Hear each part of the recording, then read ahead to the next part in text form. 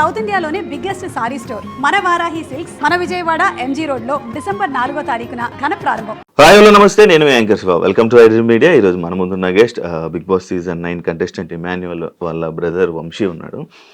వంశీతో మాట్లాడి ఇమాన్యుయల్ గురించి, అసలు ఇమాన్యుయల్ ఎలా ఇప్పుడు వరకు చూసారు మీరు హౌస్లోని, ఆ హౌస్లో తన జర్నీని తను చూసి, అంటే గొడవలు పడిపోయి నామినేషన్ జరిగాక మళ్ళీ వెళ్ళి వెంటనే నవ్వుకొని కలిసిపోతున్నాడు. అంటే జనాలు దాన్ని అవి నిజమేనా, ఇలానే ఉంటాడా అని ఇలాంటి కొన్ని డౌట్లు అన్నీ ఉంటాయి ఇమాన్యుయల్ గురించి. ఇంకా డీప్గా పూర్తిగా వాళ్ళ బ్రదర్ ఉన్నాడు, ఆయన మాటలోనే తెలుసుకుందాం. హాయ్ బ్రో, ఎలా ఉన్నారు బ్రో? సూపర్, బాగున్నారా?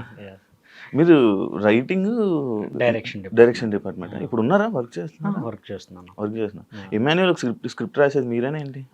ఇంతకుముందు ఇద్దరం రాసుకునే వాళ్ళం, బట్ నేను కామెడీ జోనర్ రాయలేను, తక్కువ.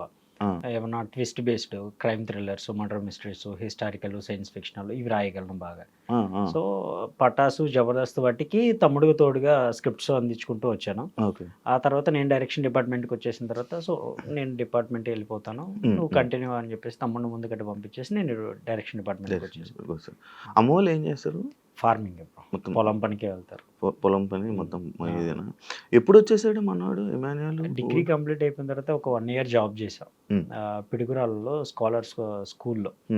అది 2 campuses అనమాట. ఒక క్యాంపస్లో తను, ఇంకో క్యాంపస్లో నేను. సో అక్కడ చేస్తూ ఉండగానే పటాస్ ఆడిషన్స్ అని యూట్యూబ్లో అడ్వర్టైజ్మెంట్, ఆ అడ్వర్టైజ్మెంట్ చూసి నేను షిఫ్ట్కి వెళ్ళేసి వచ్చేసరికి మనోడు రీల్ చేసేసి ఆల్రెడీ పెట్టేశాడు. పెట్టేసి ఆ తర్వాత చెప్పాడు, ఆ 2-3 daysకి మళ్ళీ రిటర్న్ కాల్ వచ్చిందంట, ఇలా హైదరాబాద్ నుండి కాల్ వచ్చింది, వెళ్తాను అని. నా హైదరాబాద్ బస్సు కూడా తెలియదు మాకు, ఎలా ఎక్కాలో ఎక్కడ ఆగుతాయో కూడా తెలియదు అసలు. పల్లెటూరు లేదంటే గుంటూరు, నర్సరావుపేట వెళ్ళటమే కాలేజెస్కి అంతంత మాత్రం. మా అమ్మ నాన్న గేట్ కాడ వదిలిపెట్టి కాలేజీ ముందు కళ్ళెమ్మటి నీళ్ళు పెట్టుకొని కొత్త ఊర్లో పిల్లల్ని ఇద్దరిని వదిలిపెట్టేసి వెళ్ళిపోతున్నాను, నేర్చుకుంటూ వెళ్ళిపోయారు. మా ప్రిన్సిపల్ ఒక మనం కర్రల సంచి అంటాం కదా, 2 కర్రలతో, దానికి బట్టలు ట్రంక్ పెట్టి కూడా కాదు, ప్లాస్టిక్ కవర్లో సర్టిఫికెట్స్, కర్రల సంచిలో బట్టలు పెట్టుకొని గేట్ ముందు నుంచున్నాం, కాలేజ్ గేట్ ముందు ఇద్దరం యూనిఫామ్ వేసుకొని. సారే ప్రిన్సిపల్ సారే వచ్చారు, ఎటు నుండి రావాలో తెలియదు అని అంటే ప్రిన్సిపల్ సారే మళ్ళీ బయటకు వచ్చి గేట్ దగ్గరికి మా ఇద్దరిని తీసుకుని వెళ్ళి ఆయనే ఫిల్అప్ చేసేసి మమ్మల్ని జాయిన్ చేశాడు. ఇది సార్ పరిస్థితి, మాకు ఫీజు కట్టుకోవడానికి కూడా ఏం లేదంటే ఎంపీసీ బైపీసీ ఇవి తీసుకుంటారా, లేకపోతే ఫీజు తక్కువ ఉండేది తీసుకుంటారంటే, ఇంకా అమ్మ నాన్న కష్టం అర్థమైంది కదా, ఆలోచించుకొని నెక్స్ట్ డే వచ్చి చెప్తాం సార్ అని హాస్టల్లో జాయిన్ అయిపోయాం. హాస్టల్లో ఫుడ్ అంతంత మాత్రమే, ఇంకా చాలా కష్టంగా గడిచేది. బట్ ఇంటికాడ వస్తువులు పడుకునేవాళ్ళం, కనీసం హాస్టల్లో టైం టు టైం ఏదైనా పర్లేదు ఫుడ్ దొరికేది. సరే అని చెప్పేసి హాస్టల్లో టైం స్పెండ్ చేస్తూ ఉండేవాళ్ళం. ఇంకా కాలేజ్ లైఫ్ అలా హ్యాపీగా రన్ అవుతుంది. మధ్యలో క్యాటరింగ్స్ అని మా కష్టార్జితంతో మేము ఫీజులు కట్టుకోవడం, సమ్ టైమ్స్కి ఫీజులు లేకపోతే ప్రిన్సిపల్ సార్ దగ్గరికి వెళ్ళి నుంచునేవాళ్ళం. ఆయనే లేదు పాపం, ఆయన చాలా మంచివారు. ఆయనే ఎంత అని ఆయన దగ్గరికి వెళ్ళిపోయి పలానా ఇంతనంటే, సరే హాఫ్ ఆఫ్ ది అమౌంట్ నేను కట్టేస్తానని ఇద్దరి చిరుసగం ఆయన కట్టేసి లాస్ట్లో కడతారులే వీళ్ళని చెప్పేసి రాపిచ్చేసేవాళ్ళు. హాల్ టికెట్స్ కూడా ఆపేవాళ్ళు కాదు. ఆ సారు ఒక 1 month 2 months హెల్త్ ఇష్యూ అవటం వల్ల మధ్యలో వేరే హెచ్ఓడి సార్ చార్జ్ తీసుకున్నారు. అప్పుడు కొంచెం ప్రాబ్లం అయింది. హాల్ టికెట్స్ ఆపటం, ఫీజులో కట్టిన వాళ్ళ లిస్ట్ తీపిచ్చేసి మా ఇద్దరి నుంచి పెట్టడం, ఇలా జరిగాయి. బట్ ఆ సార్ ఇంటికాడ ఉన్నా కూడా కాల్ చేసేసి, లేదు వాళ్ళు యాపొద్దు నేను పంపిస్తాను అని చెప్పేసి ఆయనే ఫీజులు కట్టేసి మమ్మల్ని చదివించాడు. అవునా, సూపర్. అది ఈ ఇండస్ట్రీకి అని ఎక్స్పెక్ట్ చేశారు అసలు మీరు? లేదు, అసలు మాకు ఈ జోనరే తెలియదు, అసలు ఇటువైపు వస్తావని ఎక్స్పెక్ట్ కూడా చేయలేదు. మాదంతా చిన్న లోకం బ్రో. అమ్మ నాన్న వెళ్తే పొలం పని, లేదా ఏదైనా సరే పనికి వెళ్తాం, సాయంత్రానికి 200 వస్తే 200, 300 వస్తే 300 తీసుకొచ్చి అమ్మ నాన్న చేతిలో పెడతాం, లేదా చదువుకోవటం, ఇంతకు మించి తెలియదు. డిగ్రీ అయిపోయిన తర్వాత ఈ సర్టిఫికెట్స్తో ఏం చేయాలనేది కూడా మాకు తెలియదు. మేము చేసింది BCA, bachelor computer applications. Computer మీద ఎలాంటి జాబులు ఉంటాయో కూడా తెలియదు. జిరాక్స్ షాప్లో పని చేయాలనుకున్నాం, కంప్యూటర్ చదువుకుంటే జిరాక్స్ షాప్లో పని చేయాలేమో, అంటే జిరాక్స్ షాప్లో సిస్టమ్స్ అవి ఉంటాయి కదా, ఓకే ఇది చదువుకోవటం వల్ల జిరాక్స్ షాప్ పెట్టుకోవచ్చు. ఆ నాలెడ్జ్ అప్పుడున్న స్టేజ్లో అంతే నాలెడ్జ్ మాది. ఓకే మా అమ్మ వాళ్ళు అడిగితే ఇది చదువుకోవటం వల్ల ఏమవుతుందంటే జిరాక్స్ షాప్ పెట్టుకోవచ్చామా దాంట్లో ఉంటాయి కదా అండ్ ఫోటోలు తీస్తారు కదా వాళ్ళ దగ్గర కూడా ఫోటోలు ప్రింటింగ్ తీయొచ్చు అని అంటే ఆహా మంచి జాబేనయ్యా అది అప్పుడు చాలా ఎక్కువ అన్న నిజంగా అది చాలా ఎక్కువ. ఓకే నా కొడుకు ఫోటో షాప్ పెట్టుకోవచ్చు ఏదో ఒకటి జిరాక్స్ షాప్ పెట్టుకుంటే రోజుకి ఎట్లేదన్నా ఒక 200-300 కూర్చొని సంపాదించుకుంటారు 200 కూర్చొని సంపాదించుకోవటం వాళ్ళకి చాలా ఎక్కువ అనిపించింది. సో ఆ స్ట్రాటజీ నుండి చిన్న చిన్నగా ఒక చిన్న ఇంటర్వ్యూకి వెళ్తే కంప్యూటర్ ఆపరేటర్గా ఉంది అని అన్నారు. ఏం వర్క్ సార్ అంటే క్వశ్చన్ పేపర్స్ సార్స్ ఇస్తారు రాసి డైలీ స్టూడెంట్స్కి ఏవో ఒక టెస్టులు జరుగుతాయి ఆ క్వశ్చన్స్ పేపర్స్ ఇచ్చేవాళ్ళు మేము టైప్ చేసి ఇచ్చేవాళ్ళం. నైట్ అంతా కూర్చొని అందరు సార్స్ అందరు వెళ్ళిపోయిన తర్వాత టెస్టింగ్ ఉంటుంది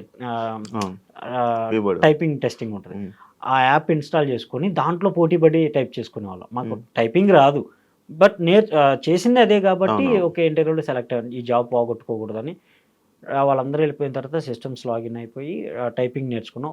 1 వీక్లో ఫుల్ ఆఫ్ స్పీడ్ టైపింగ్ నేర్చుకున్నాం. తెలుగు టైపింగ్ కావాలన్నారు హిందీ కావాలన్నారు అన్ని లాంగ్వేజ్ యూట్యూబ్లో చూసే నేర్చుకున్నాం. కాలేజీలో నేర్పించింది ఏం లేదు కాలేజీలో సర్టిఫికేట్స్ ఇచ్చేసి ప్రశాంతంగా మీరు బయటికి పోండి అని అన్నారు. అంతే అంటే మేము వెళ్ళలేదు మాకున్న సిచ్యువేషన్లకి బయట పనులకి వెళ్ళిపోయి నైట్ టైం వచ్చి చదువుకోవడమే అంతంత మాత్రం. సో యూట్యూబ్లో చూసి మిగతా ఇవన్నీ గ్రాప్ చేసుకొని అక్కడ బాగా సర్వే అవుతున్న టైంలో ఈ ఆఫర్ వచ్చింది. ఓకే సో తమ్ముడు వెళ్ళిపోతాను అన్నప్పుడు ఇంకా నేను ఒక్కడనే అయిపోయా. వాడిని వదిలిపెట్టి అసలు 1 డే కూడా ఉండేవాడిని కాదు. ఆఫ్టర్నూన్ 3 కిలోమీటర్స్ నేను నడిచి వెళ్ళాలి 3-4-5 కిలోమీటర్స్ ఈజీగా ఉంటుంది మా క్యాంపస్కి ఆ క్యాంపస్కి 30 రూపాయలు ఛార్జ్. ఆ 30 రూపాయలు ఉంటే ఏదో ఒకటి ఖర్చులకు ఉంటే సబ్బులకో షాంపూలకో ఉంటాయి మనం చెప్పేసి ఇయర్ ఫోన్స్ పెట్టుకొని నడుచుకుంటూ వెళ్ళిపోయేవాడిని. మధ్యలో ఎప్పుడైనా గుర్తొస్తే క్యాంపస్కి సంబంధించిన ఫోన్ నుండి వీడికి ఫోన్ చేసి వాడి దగ్గర ఉంచేవాడిని మొబైల్. ఇద్దరు కలిపి ఇండస్ట్రీకి వచ్చి జబర్దస్త్లో ఫేమ్ అయిన తర్వాత 2 మొబైల్స్ కొన్నాం. అప్పటిదాకా కూడా సింగిల్ మొబైలే ఇద్దరం ఒకటే మొబైల్. నా ఫ్రెండ్స్ ఫోన్ చేసినా అరే మీ వాడు ఫోన్ చేశాడు అని నేను మళ్ళీ వాడి దగ్గరికి వెళ్ళినప్పుడు ఫోన్ మాట్లాడటమే తప్ప ఏముండేది కదా. నా పక్కన ఉన్న ఫ్రెండ్స్కి ఫోన్స్ ఉండేవి వాడి దగ్గర ఫోన్ పెట్టి వాడు ఎప్పుడైనా చేయాలనుకుంటే వీళ్ళకి ఫోన్ చేసేవాడు వీళ్ళు నాకు ఇచ్చేవాళ్ళు. ఆ టైంలో గర్ల్ ఫ్రెండ్ లేదా? ఇప్పటికే లేదు. మనోడికి ఉన్నారు అప్పుడు కాదు ఇప్పుడు ఉన్నారు. ఇప్పుడు వచ్చారు అప్పుడు లేరా? అప్పుడు లేదు. బేసిక్గా మనం ఉన్న డ్రెస్సింగ్ సెన్స్కి ఎవరు దేకరు బ్రో అది ఫ్యాక్ట్. లేదు అది అంటే మనం అనుకుంటాం కానీ మంచి మనసు ఉంటే లేకపోతే నిజాయితీగా ఉంటే ట్రూగా ఉంటే అస్సలు కాదు. నీ డ్రెస్సింగ్ సెన్స్ నీ వాక్ ఆఫ్ వే నువ్వు ఏ స్టేజ్లో ఉన్నావు ఇదే చూస్తారు. ఇన్ఫ్యాక్ట్ మేము వచ్చినప్పుడు ఈ పటాసులు ఇవన్నీ చేసినప్పుడు కూడా ఓకే మేము ఏంటి ఒక పర్సన్తో మాట్లాడితే మేమేంటనేది అర్థమైపోద్ది. అంత మాత్రం లవ్ చేస్తున్నాం అది అస్సలు కాదు. ఒక బండి కావాలి ఒక కారు కావాలి మరి అవన్నీ చూసే లవ్ చేశారు. ఎగ్జాక్ట్లీ. ఇప్పుడు గర్ల్ ఫ్రెండ్ ఉంది అనగానే అమ్మే ఫోన్ చేసి ఒక చాక్లెట్ అడిగితే ఇద్దరు మొఖాలు చూసుకోవాలి. నా దగ్గర డబ్బులు లేవు నీ దగ్గర డబ్బులు అవసరం మన మొఖాలకి అని. ఎవరన్నా ఫోన్ చేసిన ఆర్టిస్టులు అక్క అనేసేవారు. మన పల్లెటూరు మైండ్ సెట్ చెప్పక్క అనేవాళ్ళు. ఇంకా అప్పుడు మనకి ఎవరు పడతారు అలాగే. అంటే ఇప్పుడు ఇమాన్యుయల్ కూడా అలాగే పడ్డారంటవా? ఆల్మోస్ట్ మేము అందరం అక్క అక్క అనటం వల్ల అప్పటి వరకు ఎవరు పడలా. ఆ తర్వాత కొంచెం మేము సంపాదించుకోవటం. సో అటు సైడ్ నుండి వచ్చిన ఒక ఆఫర్ తన్ని ఇంప్రెస్ చేసింది. ఆ ఇంప్రెస్ కాస్త వాళ్ళిద్దరి దగ్గర అయ్యి మూవ్ ఆన్ అవుతూ వచ్చారు ఇక్కడ వరకు. ఎవరెవరో వీడియోలు పెట్టేసి ఈమెనే గర్ల్ ఫ్రెండ్ అన్నారు ఏంటి? నాకు ట్యాగ్ చేస్తున్నారు పైగా. తనంటే లోపల కూర్చున్నాడు ఇమ్మాన్యుయల్ వాళ్ళ గర్ల్ ఫ్రెండ్ ఇలా ఉంటది అని చెప్పేసి రీల్స్ పెట్టేసి ఫేక్ ఫొటోస్ పెట్టేసి నాకు ట్యాగ్ చేస్తున్నారు స్టోరీస్ మెన్షన్ చేస్తున్నారు. నేను డైరెక్ట్గా ఆ ఐడియల్కి నీకు దండం పెడతాను రా అయ్యా అమ్మాయి కాదయ్యా పాపం అమ్మాయి వైరల్ అయ్యింది అనుకోండి ఆ అమ్మాయికి ఏమన్నా ప్రెషర్ పెరగవచ్చు. సో అలా నేను వాళ్ళ మెయిన్ ఐడియాకి పెట్టేసి కామెంట్లో కూడా పెట్టేస్తున్నా ఈ అమ్మాయి కాదు it's a fake news please don't spread this అని చెప్పేసి పెడుతున్నాను. కామెంట్ చేసిన వాళ్ళు కూడా మరి ఎవరు ఏంటి మాకు ఫోటో చెప్పొచ్చు కదా ఫోటోకి ఏమైంది. బేసిక్గా చెప్పడానికి ప్రాబ్లం ఏం లేదు. ఇప్పుడు నేను ఇమాన్యుయల్ వాళ్ళు అన్నగా తెలుసు కాబట్టి నేను బయటికి వెళ్తే ఇంకో 4 గుర్తుపడతారు ఓకే. బట్ అమ్మాయి బయట ఎక్కడికైనా వెళ్ళి ఫర్దర్ స్టడీస్ చేయాల్సిన అమ్మాయి తను అక్కడికి వెళ్ళిన తర్వాత ఏదైనా ఫేస్ చేయొచ్చు. సో అందుకోసం అంతే ఇంక వేరే ఉద్దేశం ఏం లేదు. రివీల్ చేయకపోవడానికి కారణం అయితే అదే. రివీల్ చేయరు ఇంకా లాస్ట్ వరకు. తను బయటకు వచ్చిన తర్వాత ఎంగేజ్మెంట్ అవి ఫిక్స్ చేసుకున్నారు ఆఫీషియల్గా అందరికి వాళ్ళ ఫ్యామిలీ అందరి మధ్య అయిపోద్దా బయటికి రాగానే? మోస్ట్లీ అనుకుంటున్నా. చుట్టాలా? లేదన్నా ఇండస్ట్రీ కూడా కాదు డాక్టర్ తను ఎంబీబీఎస్ కంప్లీట్ చేసుకుంటున్నాడు. అవునవును చెప్పారు కదా మర్చిపోయినా డాక్టరా? ఓకే బాగానే కలిసారు.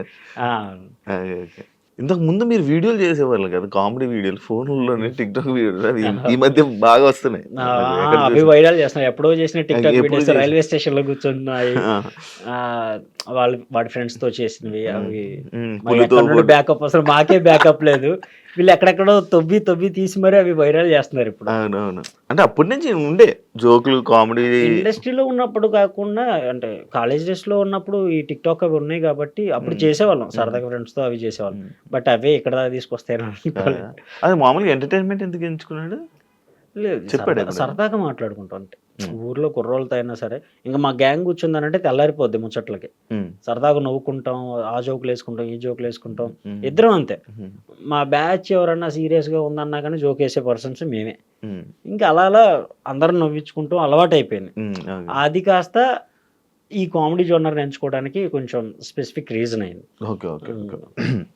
అమ్మగారు మొన్న హౌస్లోకి వెళ్ళేటప్పుడు వద్దనుకున్న కొడుకు ఇంత గొప్పగా స్థాయికి తీసుకొస్తాడు. అమ్మగారు వద్దనుకున్నారా ఏమైనా? అవునన్నా, అంటే ఎందుకు? Family situations. అప్పుడు మా తాతగారికి 5 అమ్మాయిలు 5 అబ్బాయిలు, 10 మంది సంతానం. అప్పుడున్న సిచ్యువేషన్లో వేరే రైతుల దగ్గర ఊడిగం చేసి 10 మందిని పెంచడం అంటేనే చాలా ఎక్కువ. సో ఆ 10 మందికి పెళ్ళిళ్ళు చేసి వాళ్ళందరికీ సపరేట్ ఎంతో కొంత ఇచ్చి ఆ వచ్చిన దాంట్లో ఉన్నదే కొంచెం. అప్పుడు మా అమ్మ నాన్నకి మళ్ళీ పెళ్ళయింది, నేను పుట్టాను. నేను పుట్టిన తర్వాత తినటానికే లేదు. అప్పుడు చిన్నప్పుడు నాకు హెల్త్ సరిగ్గా ఉండదు. సో మంత్లో ఎలా అయినా 4-5 టైమ్స్ ఈజీగా ఫీవర్ వచ్చేసేది. హెల్త్ కండిషన్ బాగుండేది కాదు. అప్పటి నుండి కూడా చాలా బక్కగా ఉండిపోయేవాడిని, ఫుడ్ సరిగ్గా లేక.